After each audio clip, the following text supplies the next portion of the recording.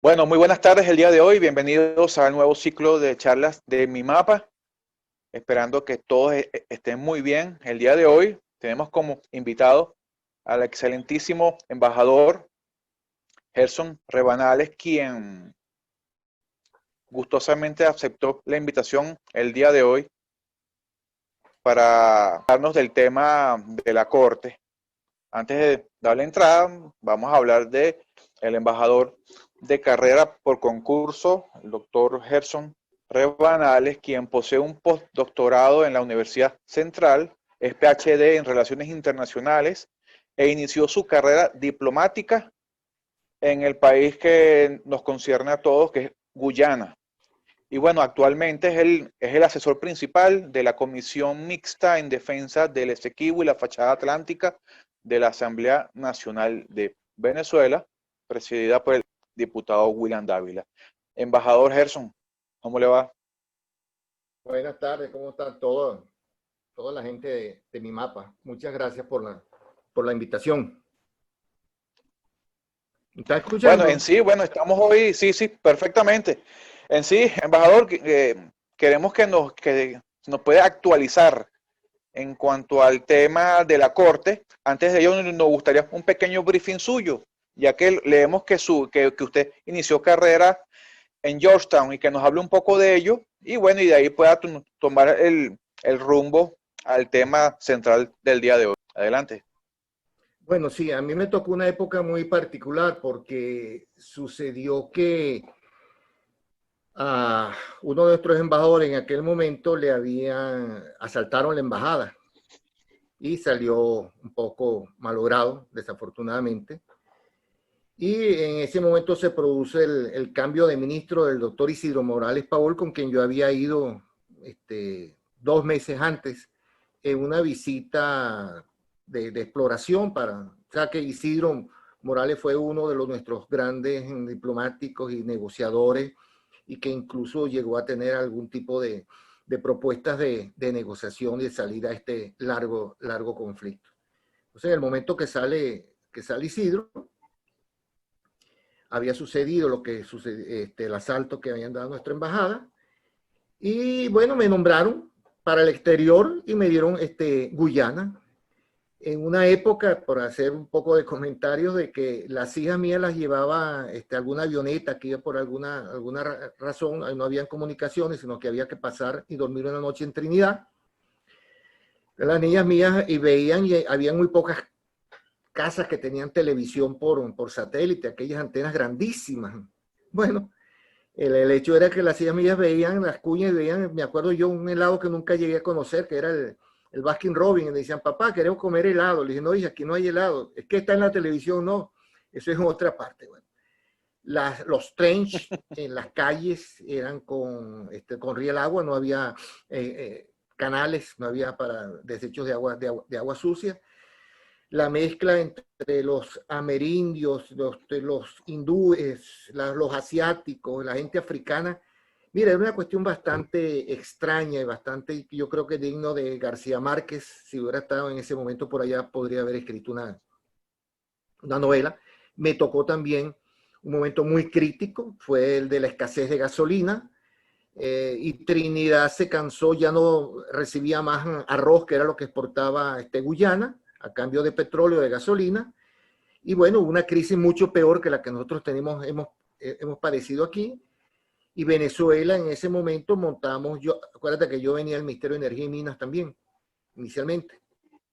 Se montó los primeros envíos de gasolina a Guyana, había los mismos sistemas de placa. Y lo curioso y lo simpático de eso, me acuerdo también que se llegaron la gasolina y hubo que esperar como 2 o 3 días porque se había olvidado enviar los aceites, o sea que los motores se podían fundir. Pero hay un caso muy particular, y ya, mucho más serio, de esas anécdotas muy personales. Es la muerte de Burhan, que me toca a mí. Burhan lo operan de un problema en la garganta, unas callosidades, no era cáncer, y mandan envían unos médicos, un equipo cubano para operarlo. El embajador del momento, que era el doctor Enrique Pernado Barrios, me dice, mira, estate pendiente, yo voy a almorzar, después vas tú, porque van a operar a Burhan. Y yo le digo, pero no veo nada en la prensa. Me dice, no, es una cuestión muy sin mayor problema. Vino una delegación de Cuba para operar a Burhan. Bueno, yo estoy sentado en el recibo de la embajada y veo que el hindú, acuérdate que Burhan era de raza africana, y Burhan se está riendo y le digo, ¿qué te ríes? Me dice, es que se murió el perro de Burhan, me dice el hindú. El perro, le digo, ¿cómo? Dice, sí, ¿y tú te parece que es chiste? Me dice, bueno, se murió. Efectivamente, este presidente había muerto por malpraxis de los médicos. Nos dice la gente, después averiguando, que esta delegación médica cubana, que venía con unos equipos rusos, cuando fueron a instalarlos en el hospital, no funcionaban, porque todos conocemos a veces que un switch no entra, cuando viaja uno tiene, son los enchufes americanos de las dos puntas, y tú vas a un hotel europeo y no te funciona. Bueno, eso mismo fue lo que sucedió con los aparatos de la operación, el respirador, la anestesia. No funcionaron, pero como la operación era tan sencilla, estos cubanos se arriesgaron a operarlo en seco, vamos a decir así. La enfermera cuenta que ella sentía el pulso del presidente. Ahí no había tensiómetro. Ella sentía el pulso del presidente. Resultó que se le había dormido la mano y el presidente se había muerto. Hubo que abrirlo, darle masaje, ya estaba azul, estaba muerto y murió por la malpraxis de los cubanos. Creo en este cuento de que los cubanos ya tienen 2 presidentes por malpraxis en su ejercicio. Después, cuando el doctor Consalvi va al entierro de Burhan,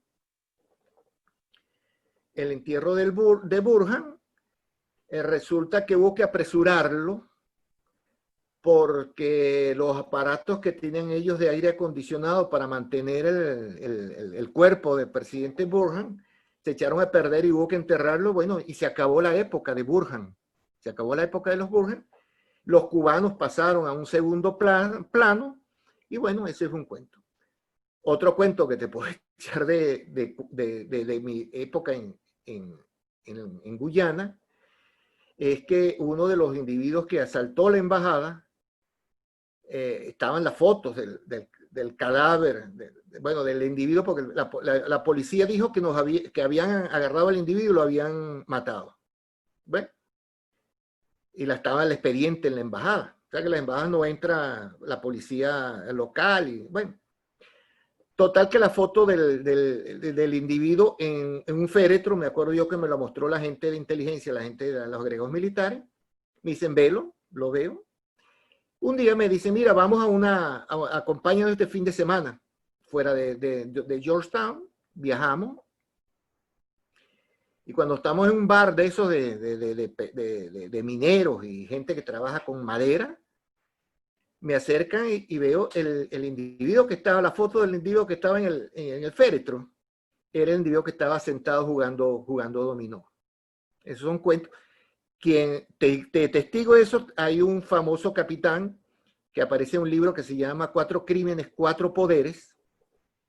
Este capitán, que lo acusaron, lo señalaron de la muerte de su esposa, algo que yo no creo porque sus hijos iban religiosamente todos los meses a visitarlo. Él es uno de esos testigos de eso que sucedió. Bueno, esos son mis cuentos, mis pasos por Guyana. Vamos a entrar entonces en materia, porque tengo la computadora, lo que me da es tiempo para 1 hora, hora y 10 minutos, y después se me acaba la batería y tendría que pasar al teléfono. Bueno, mira. Adelante. La cuestión es la siguiente. Yo pienso que el tema de Guyana, además de la importancia que son los 159.000 kilómetros que estamos reclamando, es un tema todavía que va mucho más allá, porque aquí está en riesgo nuestra soberanía, está en riesgo nuestra integridad territorial por los 159 y es un problema de seguridad nacional y estratégico. Y lo digo ¿por qué? Porque una decisión en contra de Venezuela, eso abriría las puertas para otros litigios en la Corte Internacional de Justicia, como es el tema que tenemos enfrente de Colombia. Entonces yo creo que aquí el gobierno actual no se ha dado cuenta, o no se dio cuenta al inicio, de que este es un problema que es bastante serio porque podría producir una parte de la desintegración territorial nuestra si perdemos Guyana, si perdemos el Esequibo, si entra un litigio también en Colombia, y desafortunadamente eso sería muy grave y muy peligroso para nosotros. Por eso. Así que yo creo que este tema de Guyana nos pone a nosotros, digo nosotros, todos los venezolanos, en una situación bastante difícil y más complicada que inclusive cuando el bloqueo de 1902, 1901, 1902, cuando Castro y la famosa frase de Santa Insolente. En aquel momento lo que nos estaban bloqueando solicitaban era el pago de una deuda y el bloqueo de nuestras aduanas. Aquí podemos perder más que los 159.000 kilómetros, perdemos soberanía. Entonces, por eso es un tema que es sumamente de Estado, donde todos deberíamos verdaderamente estar involucrados. Yo escribí la semana pasada un artículo en la prensa que se llamaba Las debilidades e incongruencias de la defensa de Guyana en la Corte Internacional. Porque me puse a revisar cada uno de las actuaciones, tanto la audiencia oral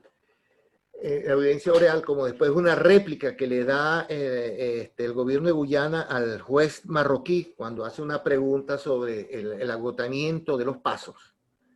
Y me percibí que Guyana, evidentemente como en el boxeo, trató de llevar la audiencia oral a la que nosotros no participamos porque no reconocemos históricamente a la corte hacia su propia esquina, y no se refirió propiamente al tratar de demostrar, aunque eso es responsabilidad propia de la Corte Internacional, si tú demandas y tú tienes que de alguna forma tratar de demostrar que la validez de la jurisdicción de tu contraparte, que es lo que nosotros negamos en este momento. Entonces eso me llevó a escribir este artículo. Ahora, en primer elemento, hay que considerar unos 4 elementos dentro de este proceso. Primero, es que una solución judicial, como está buscando Guyana desde el punto de vista unilateral, es lo contrario a un arreglo práctico que resulte satisfactorio y aceptable para ambas partes. Yo aquí tengo mis propias diferencias, porque todos sabemos que cuando nosotros reclamamos los 159.000 kilómetros a un país que está naciendo, que se está independizando, estamos haciendo un juego suma cero, 159.000 3/4 partes de los guyaneses, que era bastante inocente pensar que los guyaneses iban a aceptar un arreglo de ese tipo. Por eso se plantea el arreglo práctico y satisfactorio.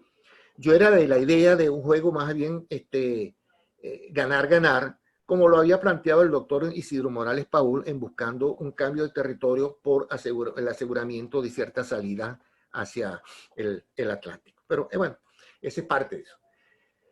El segundo elemento que creo que hay que considerar es que esta decisión equivale a la introducción arbitraria de un término de caducidad de las negociaciones en la búsqueda de una solución práctica, conforme lo establece el Acuerdo de Ginebra, al no haberse agotado, como después vamos a ver, las medidas diplomáticas y políticas, según reconoció el propio gobierno de Guyana en su declaración al magistrado Beuma de la Corte Internacional de Justicia.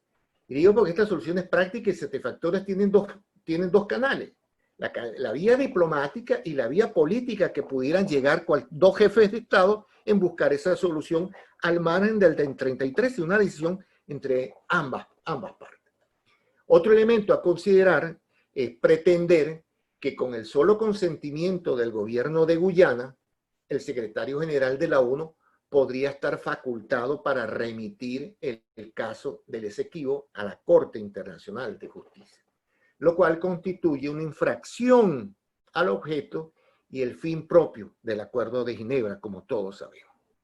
Finalmente, como cuarto punto, Guyana, al someter la controversia a un procedimiento judicial, desnaturaliza el Acuerdo de Ginebra ya que impide que a través de un mecanismo de negociación se logre un acuerdo práctico de la controversia en forma aceptable para ambas partes, lo que buscamos. Entonces, ese es el primero, en esas cuatro. Y ahora, las instancias de proceso son todas la demanda, la audiencia y la competencia. Hay una parte que es la competencia, que es clave en esto. Guyana funda la competencia de la Corte en el artículo 4/2 del Acuerdo de Ginebra. Esa remisión que hace de la controversia el secretario general de las Naciones Unidas a la Corte, en el párrafo 14 de la demanda, donde precisa que la Corte tiene jurisdicción sobre la controversia.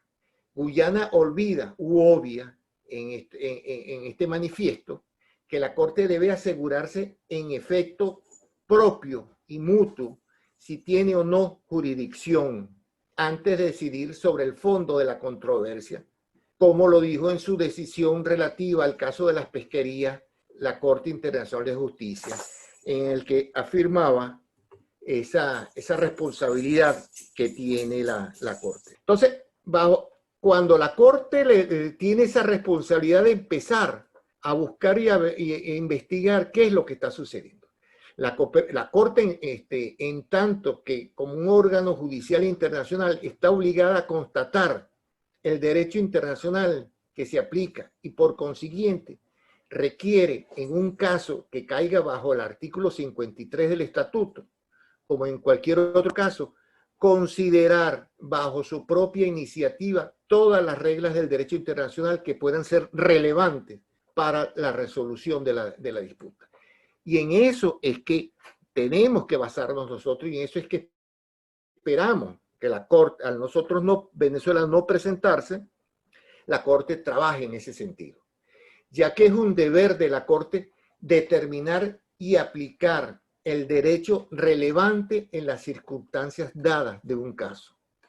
La carga de establecer o de probar las reglas del derecho internacional no pueden ser impuestas a una u otra parte, que es lo que pretende en este momento Guyana.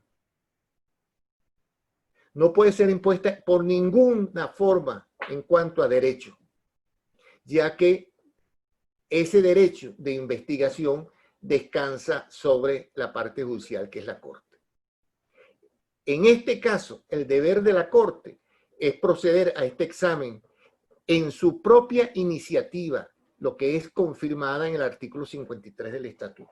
Estos elementos nos dicen a nosotros que aunque nosotros no hayamos asistido o no hayamos desconocido su jurisdicción, la Corte está por derecho en la obligación de hacer su propia investigación. Entonces, de acuerdo a esta disposición, cuando una de las partes no se presenta o se abstiene de hacer valer sus medios, la Corte debe asegurarse que tiene competencias antes de decidir sobre el fondo de la misma. Ese es el tema de la competencia. Ahora, la audiencia, que es a donde nosotros hemos obviado el atender, el asistir, es que el primer deber de un tribunal llamado a interpretar y aplicar las disposiciones de un tratado es esforzarse para dar efecto, según su sentido natural y ordinario, a estas disposiciones. En la audiencia, los agentes de Guyana reafirmaron este 30 de junio una apreciación que es muy importante, que es el párrafo 2 del artículo 4 de este instrumento, que leído en conjunto con la decisión del secretario general de las Naciones Unidas, establece la competencia de la Corte. En consecuencia, sobre lo base de lo expresado anteriormente, la argumentación de Guyana que descarta, ya que la Corte Internacional debe examinar de oficio la cuestión de su propia competencia para conocer de la demanda. Estos elementos nos hacen a nosotros pensar que próximos a una decisión de la Corte Internacional de Justicia sobre la justicia sobre la demanda pretendida por esta excolonia inglesa, demanda introducida el 29 de marzo del año 18, en justo derecho, es de esperarse que ésta dictamine conforme su no jurisdicción en dicho proceso. que es la estrategia que nosotros, Venezuela ha venido jugando. Ahora, esta presunción se debe, y aquí entramos en el punto de fondo, son las incongruencias de la demanda frente al espíritu y propósito del Acuerdo de Ginebra. Tiene unas incongruencias esa demanda. Y otra parte, las debilidades de sus argumentos, tanto en el verbatim record del 30 de junio y su respuesta al magistrado de la Corte el 6 de julio, cuando el magistrado de la Corte le pregunta si se agotaron todas las instancias. Vamos a analizar primero las incongruencias. Las incongruencias son, la primera es que ni Guyana ni Venezuela forman parte del Pacto de Bogotá del año 48, que permite a un Estado regional de la región entablar una demanda de la Corte, en la Corte Internacional de Justicia contra otro estado del hemisferio. El artículo 2 de este Pacto de Bogotá nos dice lo siguiente, y permítanme leer, las altas partes contratantes reconocen la obligación de resolver las controversias internacionales por los procedimientos pacíficos regionales antes de llevarlos al Consejo de Seguridad de las Naciones Unidas, que es la Corte. Aquí vemos la falta de buena fe de Guyana al saltarse a la torera el procedimiento establecido en el Acuerdo de Ginebra, esa hoja de ruta, y sin reconocer los mecanismos regionales se va al Consejo, se va a la Corte Internacional de Justicia. Entonces, en consecuencia, en caso de que entre dos o más estados signatarios se suscite una controversia que en opinión de las partes no puede ser resuelta por negociaciones directas a través de los medios diplomáticos usuales, las partes se comprometen a hacer uso de los procedimientos establecidos en el tratado. Por eso es que digo que es una hoja de ruta. Otra de las incongruencias que encontramos es la respuesta que da Guyana a la pregunta que le hace el magistrado Benuma en el momento de la presentación. El magistrado le hace una pregunta que es muy importante porque le pregunta a la parte guyanesa si sería posible pensar en una situación en la cual todos los medios de solución pacífica habían sido agotados, sin que la controversia hubiera sido resuelta. Su respuesta a los 4, como a la semana más o menos, fue clara y precisa. La parte guyanesa contesta que no han sido agotados los medios establecidos por el Acuerdo de Ginebra. O sea, los que son abogados, están escuchando, saben que a confesión de parte, relevo de prueba, la pregunta formulada por el juez Benuma durante esa audiencia del día 30 y la respuesta de Guyana evidencian la relación entre los supuestos de una solución práctica y mutuamente satisfactoria. Ambos supuestos y la necesidad de agotar, aquí presentes saben perfectamente que en una circunscripción nacional, aceptes o no aceptes tú, a ti te llevan a un tribunal. Pero en el derecho internacional no, porque los estados son soberanos de sus propias decisiones. Una instancia internacional está capacitada para llevarte a ti a una instancia internacional, a un tribunal.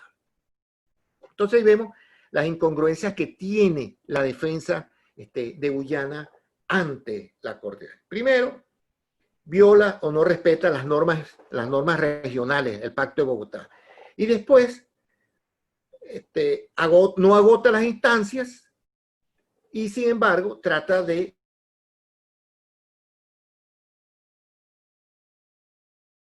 esas acciones las podemos ver entonces ya en lo que son las debilidades de los argumentos. Y encontramos que en el verbatim record está en la página oficial de la Corte. Y nos dice primero que la audiencia oral del 30 de junio para determinar la jurisdicción de la Corte en cuanto a Venezuela, la estrategia se centró en 3 puntos. El primero, un análisis textual del Acuerdo de Ginebra a cargo del señor Richer. El segundo, un examen de la aplicación del Acuerdo de Ginebra a cargo del profesor Philip Sands. Y por último, el profesor Alan Petet, justifica la decisión del secretario general de remitir la causa que la disputa sobre la validez del laudo de 1899 sería resuelta por la Corte Internacional de Justicia y el supuesto consentimiento de Venezuela. Como vemos estos tres puntos, el análisis textual del Acuerdo de Ginebra, el examen de la aplicación y la justificación de la decisión del secretario general, ninguno de esos temas son vinculantes al propósito de la audiencia convocada por la Corte Internacional de Justicia el 30 de junio, ni son demostrativos de que Venezuela aceptó la jurisdicción de esta Corte. Analizando un poco más a fondo la audiencia oral, encontramos que un análisis textual del Acuerdo de Ginebra que realiza el profesor Reichler nos señala lo siguiente, que la interpretación del Acuerdo de Ginebra en una forma más amplia nos permite concluir, en primer lugar, que estamos ante un acuerdo de carácter procesal que no contempla el tratamiento de cuestiones sustantivas. Se caracteriza principalmente por el control que las partes tienen sobre la solución de las controversias y los mecanismos que decidan aplicar. Ese control que tienen las partes en cuanto a lo que son mecanismos de consulta no es reconocido por Guyana cuando acude a la Corte Internacional. Entonces, de conformidad con lo establecido por las partes y que se refleja en el preámbulo y en la parte dispositiva del acuerdo, así como los trabajos preparatorios y las consideraciones ulteriores de las partes en relación, el objeto del acuerdo en esta controversia territorial, lo que difiere del objeto de la controversia planteada por Guyana. Son dos cosas totalmente diferentes. Guyana plantea una cuestión unilateralmente en la Corte, la validez y la nulidad del laudo arbitral de 1899, lo que desde luego debe incidir en la falta de competencia de la Corte, por cuanto la demanda unilateral incoada por Guyana estaría sometida a un régimen jurídico distinto que las partes no han establecido. En consecuencia, fuera del Acuerdo de Ginebra. Eso es, en parte, lo que podemos hacer sobre el análisis textual del Acuerdo de Ginebra. Un segundo examen sobre la aplicación del Acuerdo que realiza el profesor Sanz, encontramos en este que Guyana en sus intervenciones en la audiencia del 30 de junio, al intentar justificar el recurso de la Corte como medio de solución de controversias, se refirió solamente a la solución definitiva de la controversia. En realidad, según el texto en español, acuérdense que es un texto que va en dos idiomas, el arreglo completo de la controversia, según el artículo 4 del acuerdo, haciendo una interpretación sesgada de este, que impone, como hemos dicho, una solución práctica y mutuamente satisfactoria, como todos sabemos. Por supuesto, muy distinta a la que puede lograrse mediante un arreglo judicial, que no es en ningún momento práctico ni satisfactorio. Entonces, es muy sesgada la referencia que hace Guyana en sus intervenciones a la necesidad de una solución definitiva, sin considerar que la misma debe ser resuelta de forma práctica y satisfactoria, como lo establece el acuerdo, desconociendo el principio de efectividad, como lo ha dicho la Corte en varias decisiones. Cumple una función importante en el derecho de los tratados. Una regla fundamental de la interpretación de los tratados es que todas y cada una de las cláusulas de un tratado sean interpretadas como significativas y no sin sentido. Y por último caso también, es la justificación de la remisión del caso que hace Alain Petet.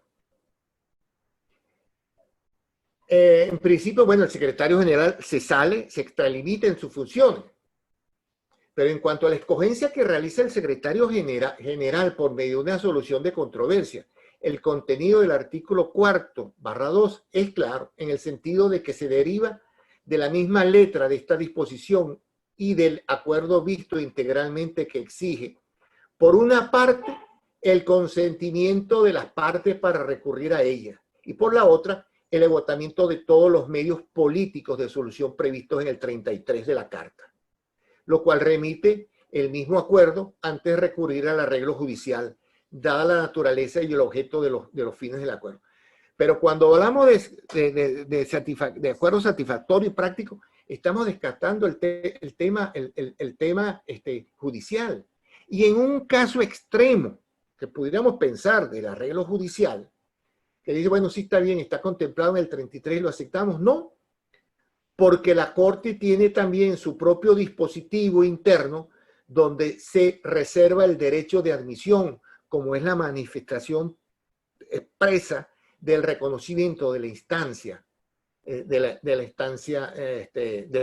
la Corte, que es lo que hace Guyana, porque Guyana no había reconocido ni al Pacto de Bogotá ni a la Corte. Reconoce a la Corte cuando acude a ella y impone la demanda por la remisión que hace, valiéndose de la remisión que hace originalmente el secretario general. Esta remisión, entre paréntesis, no sumisión, efectuada por el secretario general en el marco de su rol como facilitador de la solución de la controversia, no puede en definitiva sustituir la voluntad del Estado, ni puede en consecuencia constituir la base del consentimiento de Venezuela para que la Corte pueda ejercer su jurisdicción.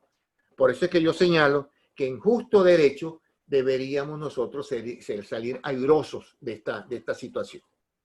Entonces, se puede concluir sobre la justificación que hace el doctor Pelete, que el secretario general no podía someter la controversia a la Corte, como lo hizo sin el consentimiento expreso de Venezuela. Ahora, este es el análisis completo de lo que son las debilidades y las incongruencias. Ahora, ¿cuáles son las perspectivas que nosotros podemos tener en este momento? Ya un poco para ir cerrando. ¿Cuáles son las perspectivas que se nos presentan frente a esta situación? Primero es que la Corte tiene que decidir su jurisdicción. Si la Corte decide que sí tiene jurisdicción, da curso a la demanda y Venezuela debe tomar una decisión al respecto. Si la Corte decide que no, regresa el caso al secretario general y entonces ahí comenzarían nuevamente unas discusiones, unas negociaciones, que qué vía y podríamos nuevamente volver a las negociaciones, a la facilitación, a cualquiera de ellos, nada lo impide. Pero la situación es grave, está que si la Corte decide sobre su jurisdicción, que sí tiene jurisdicción, da curso a la demanda. Y ahí es donde se complica la situación, porque Venezuela debe tomar una decisión de Estado, altamente de Estado. Por un lado, si mantiene la posición de no reconocimiento o cambia de posición y reconoce la jurisdicción de la Corte.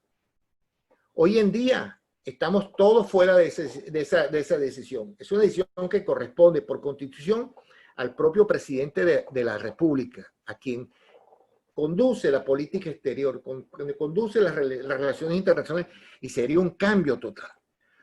Ahí habría que decidir si se reconoce la jurisdicción de la Corte o no. Si decidimos que no, muy bien. Venezuela siempre diríamos, bueno, nosotros no reconocemos esa decisión de la Corte. Pero ¿qué sucede? Y vamos a la práctica. No reconocemos la decisión de la Corte. ¿Y qué sucede? El resto de la comunidad internacional, los otros países miembros de las Naciones Unidas, reconocerán el mandato, y todas las empresas transnacionales que están operando ahorita, explotando el petróleo, estarán amparadas por una manifestación de este derecho. Sería complicado de alguna forma.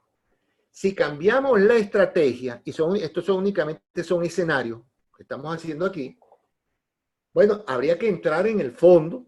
Ahí tendría que la Cancillería verdaderamente establecer sus equipos de trabajo, los abogados que van a trabajar esto, y la situación sería totalmente difícil, porque ahí podría entonces inclusive hasta realizarse algún tipo de contrademanda que pondrían, no en peligro, pero sí que le llamarían la atención a las transnacionales en cuanto a que su seguridad jurídica quedaría un poco tambaleante en este momento. Estas son las perspectivas, pero únicamente de un escenarios que no sabemos verdaderamente cómo se van a desarrollar, cómo se van a realizar. Entonces, ya para terminar, mis conclusiones al respecto en cuanto a lo que son las incongruencias, lo que son las debilidades y lo que puede ser un escenario de perspectiva, que lo preparé anoche para la conferencia de hoy, es que la Corte, al examinar la demanda de Guyana, debe pronunciarse sobre tres elementos: su competencia para conocer el caso, deberá evaluar si los términos del Acuerdo de Ginebra encajan en el tipo de compromiso a que se refiere el artículo 39 del reglamento del tribunal, y si la Corte deberá analizar su propia competencia de acuerdo al 36.6 del estatuto, si debe conocer o no de la demanda. En caso negativo, regresarlo al secretario general de las Naciones Unidas, que sería el punto exitoso de nosotros. Sobre esto quiero ya hablar un poco más desde el punto de vista político, que afortunadamente la Asamblea Nacional designó una comisión mixta con el diputado William Dávila al frente, quien sin mayores recursos y sin mayores capacidades pudimos trasladarnos a la zona en reclamación. Estuvimos en Anacoco, tuvimos que enfrentarnos y tener la autorización y el paso hacia la zona por el ELN, que está en custodia de esas carreteras. Ustedes las conocen, muchos de ustedes han pasado por ahí. Llegamos allá, hicimos un acto de presencia de soberanía y hemos venido trabajando a través de promover la conciencia que se está. La última acción de esta fue el foro donde algunos de ustedes participaron, y ya el documento final fue enviado esta mañana a la Corte Internacional de Justicia con la esperanza de alguna forma de llegar. Como saben ustedes, lo único que tiene la voz directa sobre a quienes le atienden el teléfono en la Corte es al Poder Ejecutivo. Nosotros lo estamos haciendo con un acto de referencia. Ya para cerrar, algo que se me ocurría, y aquí hay dos personas que están escuchando este videoforo, que como sociedad civil, ¿cómo podemos hacer para llegar y hacer nuestra manifestación? A mí se me ocurría, ya como anécdota únicamente, que el Consejo de Seguridad igualmente era cerrado únicamente a las partes que estaban en conflicto, a los 5 permanentes y a los 15, a los 10 eventuales que hay no permanentes. Y el doctor Diego Arria inventó una fórmula que se llama la fórmula Arria, no ortodoxa, donde se escuchan las tardes involucradas. Esta parte nos corresponde a nosotros, a sociedad civil. Y alguien me decía, bueno, ¿y cómo hacemos para llegar si no nos abren la puerta, aunque la tocamos, o no nos dejan ni siquiera tocar la puerta? Yo le decía, y lo dejo únicamente sobre la mesa, ¿y qué hacemos si nosotros hacemos un comunicado de prensa en uno de los periódicos de La Haya, en holandés, y esa mañana cuando se levanten los magistrados encuentran un comunicado de la sociedad civil venezolana? El pueblo de Venezuela muy respetuosamente se dirige a la Corte y le solicita esto que acabo de decir yo, que en justo derecho se apegue a lo establecido en la Corte. Esto lo digo únicamente por una presunción. Hay muchas presiones. Hay tantas presiones de que el secretario general, los dos secretarios generales, violando sus propias funciones, se extralimitaron y remitieron la Corte en una forma inconsulta. Por eso digo que una forma de esa, vamos a decir, de esa guerra simétrica jurídica, es que el propio pueblo venezolano, la sociedad civil, nada le impide hacer un comunicado, ponerlo en la prensa holandesa y llamarle la atención a la Corte Internacional de Justicia, solicitándole esto que hemos expresado aquí, que es el apego exactamente al derecho. Bueno, muchas gracias por el tiempo. Espero haber respondido algunas de las preguntas. Y bueno, vamos a abrir un poco el derecho de palabra. Muchísimas gracias, embajador, por su sinopsis, por su breve reseña, porque sabemos que es muy largo todo el tema, pero en cuanto a realmente todas esas incongruencias que hemos visto, no únicamente desde que el caso está ante la Corte, sino desde mucho antes, desde las labores que Ban Ki-moon comenzó y que heredó el señor Guterres, en donde realmente y lastimosamente vemos que la ONU le ha dado la palabra a Guyana en cuanto a todo el tema. Es algo que es un secreto que lo grita todo el mundo. Es un secreto que nadie quiere comentarlo mucho públicamente, pero sí lo pudimos ver. Por ende vemos que no es realmente práctico y satisfactorio como lo indica el propio acuerdo. Y Guyana se aprovecha no únicamente de la situación interna nuestra, porque ellos también han estado por situaciones bastante graves internamente, sino por esa presión que todas esas transnacionales actualmente ejercen para conseguir seguridad jurídica y poder mantener y incentivar aún más toda esa explotación de minerales que hay allá. Antes de pasar con la parte de preguntas por parte de nuestros invitados, ¿considera usted que que Venezuela debería afincarse más en el numeral 2 del artículo 53 del propio estatuto de la Corte, el cual reza, que dice que antes de dictar su decisión, la Corte deberá asegurarse no solo que posee competencia conforme a los artículos 36 y 37, sino que también la demanda debe estar bien fundada en cuanto a los hechos y derechos? Y por eso es que vemos que Guyana quiere dar un brinco de 1899 hasta el día de hoy para ellos minimizar mucho el tema del acuerdo. ¿Qué opina usted de ello? Sí, claro, y eso es lo que yo te digo, el gobierno tiene que afincarse en esa y tiene que exigirle. Afortunadamente, dentro de el memorándum que entrega la Cancillería cuando se hace presente y manifiesta que no reconoce la jurisdicción, deja una puerta abierta también donde dice, bueno, de que está dispuesto a dar información, y al dar esa información también tiene que colar ahí esa demanda, esa solicitud de que la Corte se aboque a investigar forma y fondo de la demanda y no dejarla atrás. Pero por eso es que además de la entrada del gobierno, yo digo que la sociedad civil tenemos que actuar también, porque este no es un problema únicamente ni de mi mapa, ni de la comisión, es problema de todos los venezolanos, que forma parte de la integridad territorial nuestra y de nuestra soberanía. Así es. Fíjese que los mismos abogados guyaneses se han ido mucho por por las declaraciones que tuvo el entonces canciller Iribarren Borges, que él habla de la Corte, más no como una solución definitiva. Pero ellos han querido, digamos que plasmar mucho eso, como que la única alternativa si no hubiese otra. Y ellos lo han dicho consistentemente. Y el foro que la gente de Fundación Arcadia, a través de la propia comisión mixta, explicó claramente el por qué no debe tomarse en cuenta ello. ¿Qué opina usted de ese punto? No, mira, estos son unas negociaciones y las negociaciones van avanzando y van evolucionando de acuerdo al proceso que se da.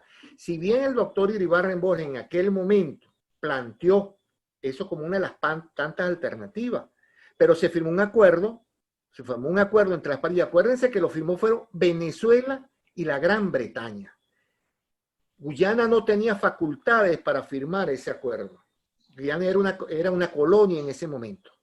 Y parte de esa buena fe de Venezuela, que nunca se opuso, permitió que Guyana firmara ese acuerdo. Ahora, nosotros también hemos sido negligentes en el desarrollo de ese acuerdo, y lo digo que con alta propiedad, porque Inglaterra se deslinda. Cuando ella es la firmante principal del acuerdo, a Guyana la invitan a firmar con el señor Burhan, pero todas las negociaciones las son Venezuela y Guyana, y Inglaterra queda de lado, pudiendo ella ser parte también de esas negociaciones. Entonces, hay una evolución, hay un proceso, eso no está, ahí hay un acuerdo y es una ruta. Y la ruta no ha sido completada como lo manifestó el día 6 de julio el gobierno de Guyana, cuando dijo que no había agotado todas las instancias completas. Entonces hubo un acto de mala fe. Venezuela no ha actuado de mala fe nunca con Guyana.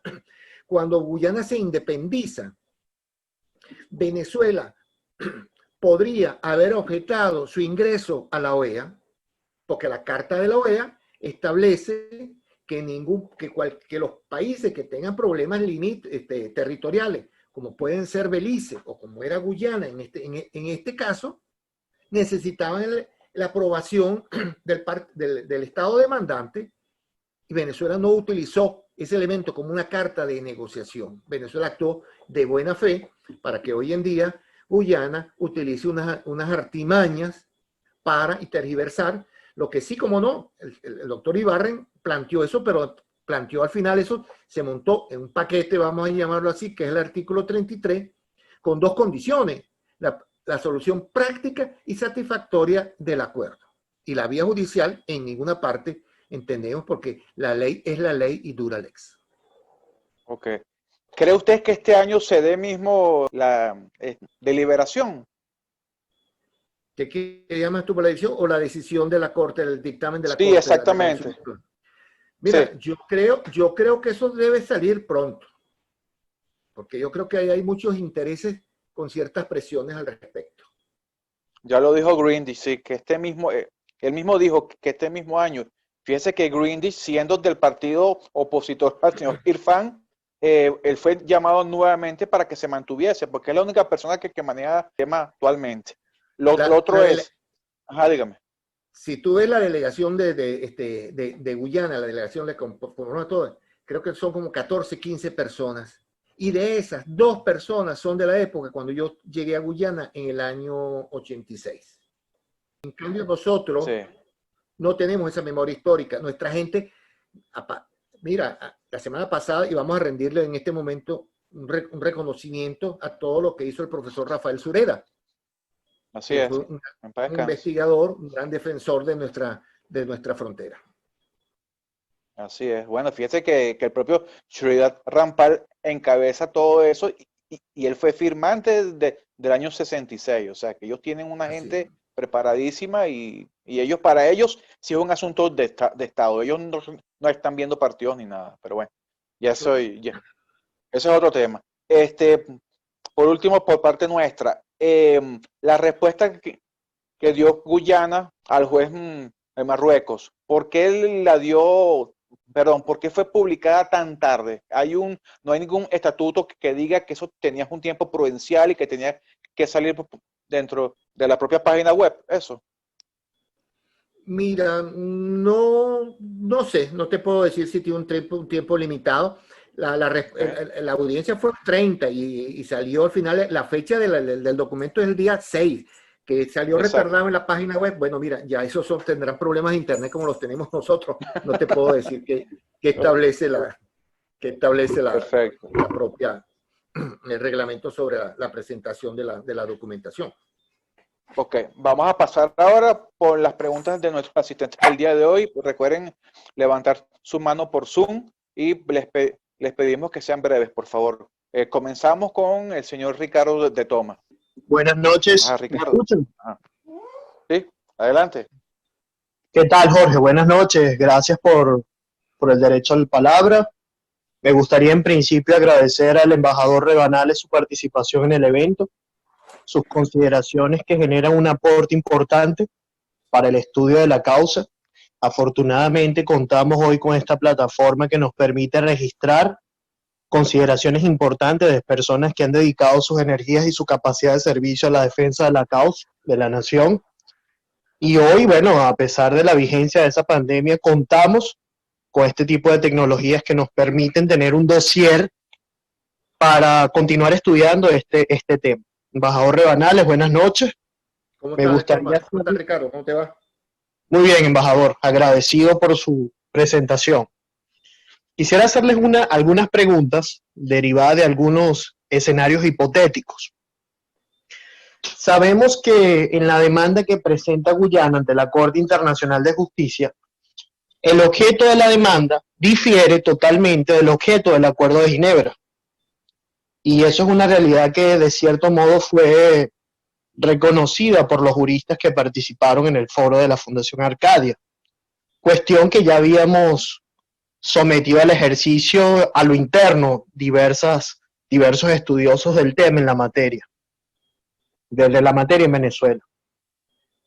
Ahora bien, vamos a suponer, vamos a partir de un escenario optimista, positivo, no utópico, que la Corte declara que el laudo pierde la vigencia con el Acuerdo de Ginebra de 1966, que el Acuerdo de Ginebra nos lleva a superar esa sentencia arbitral porque invita a las partes a buscar soluciones pacíficas, prácticas para el arreglo de la controversia.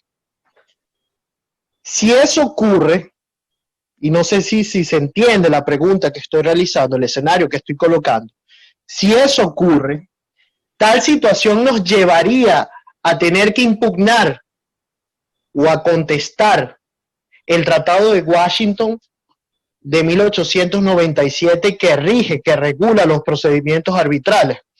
Eso por un lado. Saber si, esto a modo de ejercicio académico, claro está, saber si nosotros nos regiríamos directamente al Acuerdo de Ginebra al declararse la ausencia de vigencia de ese laudo, o si tendríamos que proceder entonces a impugnar el tratado arbitral, el Tratado de Washington. Eso en primer lugar, porque eso es una cuestión que desde hace mucho tiempo me genera esa curiosidad.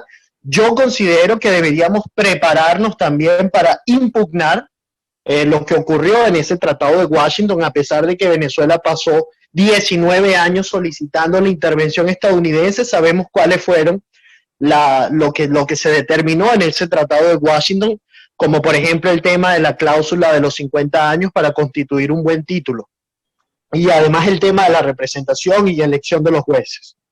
Eso por un lado. Por otro lado, una pregunta a modo de conocer su criterio. Hace días escuché de un especialista en el tema histórico algunas consideraciones que entre palabras más o palabras menos asomaban la posibilidad de que Venezuela tendría que denunciar el Acuerdo de Ginebra por falaz, en cuanto que Inglaterra se desvinculó y no participó y no se obligó y no está tratando de resolver la controversia o servir como parte de ese Acuerdo de Ginebra. A mí me parece que la denuncia del Acuerdo de Ginebra nos dejaría en una situación bastante complicada y peligrosa. Y entendemos también que Inglaterra se lavó las manos ante el compromiso que firmaron. Me gustaría conocer su punto de vista sobre esa segunda cuestión y nuevamente le agradezco su participación en este foro. Buenas noches. Bueno, se me está acabando bastante la batería, lamentablemente. Pero mira, nuestra hoja de ruta es el Acuerdo de Ginebra. Ahí está establecido y es donde nosotros tenemos que buscar la solución práctica y satisfactoria. Nos los da el Acuerdo de Ginebra con los mecanismos políticos y diplomáticos. Si la Corte nos da a nosotros, que nos reconoce que no tiene jurisdicción, tenemos una carta gananciosa sobre eso y Guyana queda dentro de unos procesos de negociación, yo creo que un poco debilitada por haberse apresurado y buscar salirse de esa hoja de ruta que nosotros tenemos.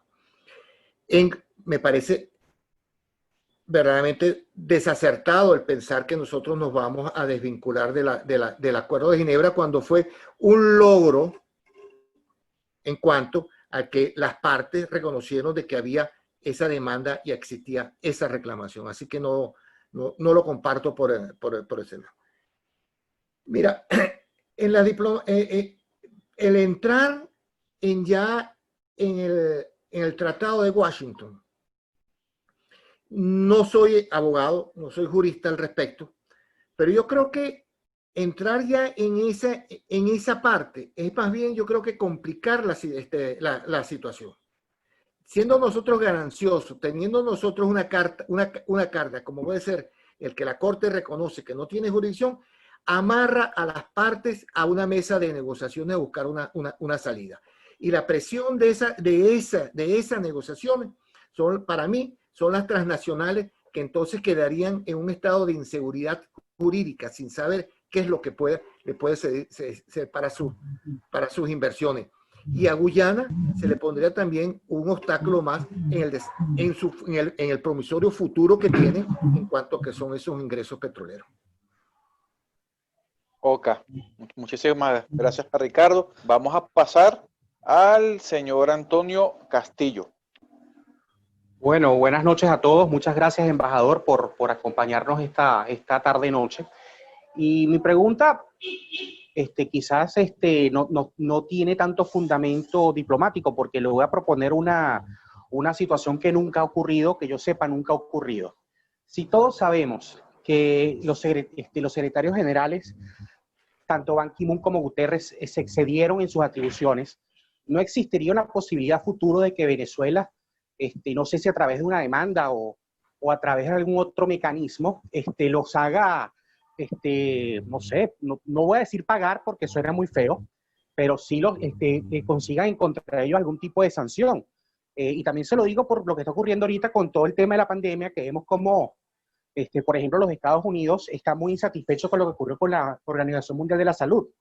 Y yo nunca he visto un mecanismo similar a nivel mundial, y por eso le hago la pregunta. Y muchas gracias. Mira, ¿qué vamos a ganar nosotros con demandar al secretario general? Nada, ese no es el problema. Ya nos echó un problema llevarnos a la corte, ya permitió que fue eso.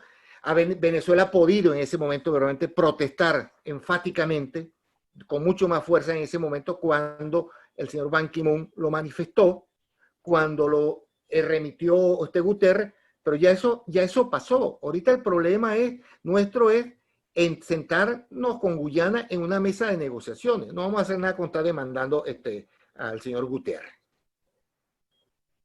Ok, gracias Antonio. Señor Milton desde Houston. Milton, adelante. Muchísimas gracias, Jorge. Muchísimas gracias al señor Rebanales. Pues, básicamente, digamos, la pregunta iría con algunas noticias, publicaciones que se han dado en algunos medios en Latinoamérica referente al caso de Venezuela con Guyana. Particularmente algunos abogados, juristas internacionales han sido, digamos, invitados a comentar.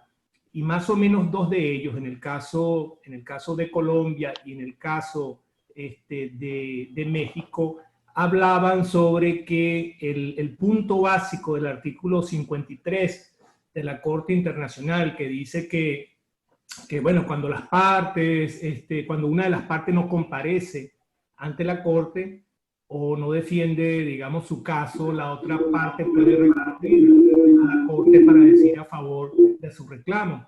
Pero antes, indudablemente, la Corte debe satisfacerse no solo porque va a tener la jurisdicción de conformidad con los artículos esos 36 y 37, sino también que el reclamo está bien fundamentado en los hechos y en la ley. Supongamos nosotros que en el transcurso de estos meses que quedan hasta diciembre, que más o menos se completarían 6 meses, hay una respuesta diciendo la Corte Internacional que ellos remiten el caso de nuevo, digamos, al Acuerdo de Ginebra, que nosotros pensemos que eso es un triunfo, volver a la mesa, pero usted que está, digamos, involucrado directamente con esa Comisión Nacional que preside el Estado, ¿cuál es el escenario que tenemos nosotros para, digamos, una respuesta de ese tipo? Es decir, ¿cómo se prepara Venezuela? Si es que en el caso de que diga no, tiene que volver a Ginebra, a partir de ahí, bueno, ya sea que nuevo oficiante o una nueva forma de, digamos, discutir el caso. ¿Cuáles son los escenarios que nosotros visitamos? El qué hacer representa tener todos los elementos de análisis en la mano. Desde la Comisión, desde la Asamblea Nacional, lamentablemente no los tenemos. No conocemos los elementos internos que hay, las condiciones, y habría que entablarse primero unas reuniones exploratorias. Te lo hablo desde el punto de vista práctico de lo que son las negociaciones internacionales. Las partes, con el regreso al 33, las partes tendrían que sentar con unas reuniones exploratorias. No estoy hablando de comisiones mixtas, sino unas reuniones de Cancillería, quizás con la propia participación del secretario general de las Naciones Unidas, o buscar otro facilitador, otro mediador, donde se comience y se explore entre las partes qué mecanismo se va a utilizar dentro del 33. Porque te lo digo, pueden haber soluciones políticas o diplomáticas en este caso. Escenario, mira, es ponerse a trabajar cada uno de las condiciones que existen, las debilidades que tiene cada una de las partes, las oportunidades que tú tienes, y eso tienes que estar verdaderamente al frente de esto. Del resto, a mí personalmente no me gusta entrar en esas exploraciones, porque esa bola de cristal, al menos los diplomáticos no debemos trabajar con ella, tenemos que trabajar con hechos, con elementos que nos permitan de alguna forma ser mucho más precisos. Pero en todo caso, habría que partir con unas reuniones exploratorias para que de esas reuniones exploratorias las partes decidan cuáles van a ser, a reiniciar las conversaciones y los mecanismos de solución y establecer una nueva agenda de trabajo. Eso es lo que nos toca. Muchísimas gracias, Milton. Ok, el señor Américo creo que le hizo una pregunta. Creo que tuvo problemas con el audio. Vamos a leerla. Si usted fuera parte de la negociación, ¿aspira a recuperar a totalidad el territorio? Yo creo que esto hay que plantearlo un juego más bien ganar-ganar. Es, como dice la Constitución, nuestro territorio es parte de la Capitanía General, a menos que existan algunos acuerdos válidos, tratados válidos. El pensar en 159.000 kilómetros no es que es optimista. Yo creo que, lo digo sinceramente, es muy fantasioso pensar que uno va a recuperar ni ahora ni antes 159.000 kilómetros de un país que está obteniendo su independencia. Por eso dije al inicio de la videoconferencia que cuando se planteó como tal de los 159.000 kilómetros, era un juego suma cero. Y era bastante inocente pensar que eso se iba a lograr. Creo que ya en este momento hay que jugarlo en un juego ganar-ganar, porque, y además, hasta ahora, mover una frontera no es mover una frontera, una cerca en el llano, como en la época de Doña Bárbara, que se movían en la noche, caminaban la frontera.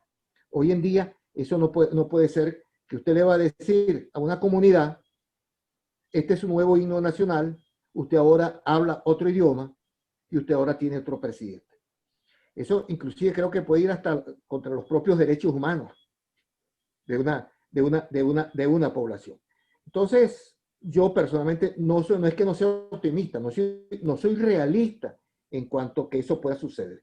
Aquí hay que buscar negociaciones, accesos por las vías marítimas, quizás espacios abajo en el sur, o administraciones, por una vía de administración a 100 años, a 50 años.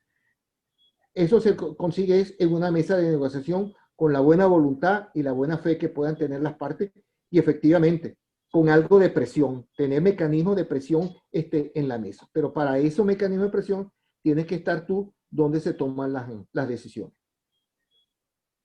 Muchísimas gracias. Bueno, si nadie más tiene preguntas por lo que veo, embajador, muchísimas gracias por su tiempo el día de hoy. Si quiere unas palabras para el cierre.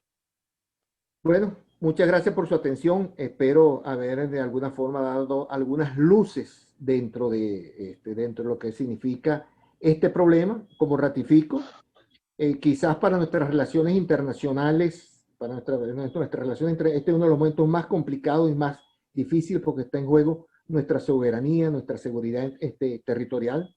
Desafortunadamente, en los últimos años no ha habido verdaderamente una defensa de estos espacios. Creo que si hubo algún tipo de impulso fue gracias a la presión que hizo la sociedad civil con organizaciones como MIMAPA, con tantas organizaciones que están trabajando en eso, lo que hizo la Comisión de Política Exterior, que le hizo ver al Ejecutivo que este era un problema de integridad territorial, era un problema nacional y donde tenía que de alguna forma dar un paso adelante en la defensa de nuestro territorio. Y bien, inclusive coincidimos tanto el Ejecutivo como nosotros en esta estrategia que hoy tenemos de que es el no reconocimiento de la Corte. La decisión que tome la Corte en cualquier momento, tendremos que entonces que pensar si cambiamos la estrategia o seguimos adelante. Y para eso tiene que haber un país unido en cuanto a la defensa de nuestro territorio. Muchas gracias, ¿no? Muchísimas gracias a usted, embajador. Eso es lo que estamos buscando, unión con todo este asunto. Cuente con mi mapa para el escrito que pudiéramos enviar para esos diarios en La Haya. Eso es importantísimo, ya que si no podemos llegar de manera oficial, bueno, vamos a hacerlo a través de todos estos medios, que sepan que no es un gobierno, sino que es un Estado donde hay una sociedad civil que está pendiente, que está montada con ello y que no vamos a aceptar más injusticias y pérdida del territorio, que ya hemos perdido un 40% y la verdad que no queremos perder más. Muchísimas gracias por su tiempo, a todos por su tiempo también. La próxima semana comenzamos con nuestra semana aniversario, ya son 10 años que tenemos con este activismo y tenemos muchísimas actividades para ello. Los esperamos y bueno, sigamos el camino al este. Saludos.